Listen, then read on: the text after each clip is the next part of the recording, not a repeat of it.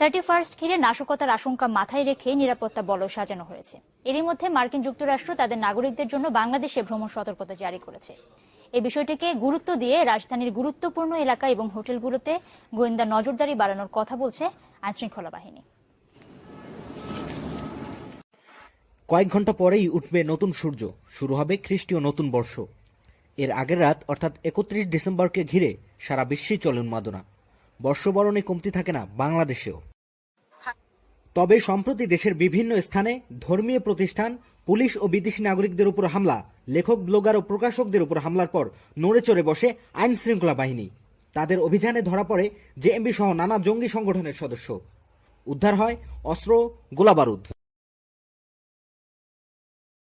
এরই মধ্যে যুক্তরাষ্ট্রের সতর্কতা। বাংলাদেশে অবস্থানকারী এবং ভ্রমণে থাকা নিজ দেশের নাগরিকদের সতর্ক করে বলছে, ডিসেম্বরের শেষে ঢাকার বড় বড় হোটেলে নাশকতা হতে পারে। একই রকম ইঙ্গিত দিয়েছেন খোদ স্বরাষ্ট্রমন্ত্রীও। গোয়েন্দা সংস্থা এবং অন্যান্য গোয়েন্দা সংস্থারাও আমাদেরকে জানাচ্ছে যে এইখানে একটা অরাজক পরিস্থিতি সৃষ্টি এবং এই সমস্ত টার্গেট নিয়ে একটা অরাজক পরিস্থিতি করতে পারে। সব মিলিয়ে নিরাপত্তার প্রশ্নে এবার 31 নাইটকে ঘিরে আইন শৃঙ্খলা রক্ষাকারী বাহিনী একটু বেশি সচেতন।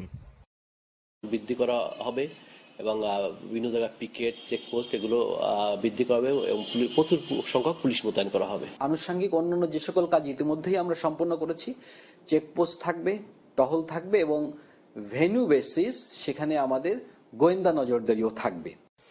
পুলিশ ও র্যাব কর্মকর্তারা বলছেন, বিদেশিদের নিরাপত্তা, বিশেষ করে কূটনৈতিক এলাকা সহ বড় বড় ক্লাব ও হোটেলগুলোয় বাড়তি নজরদারি থাকবে।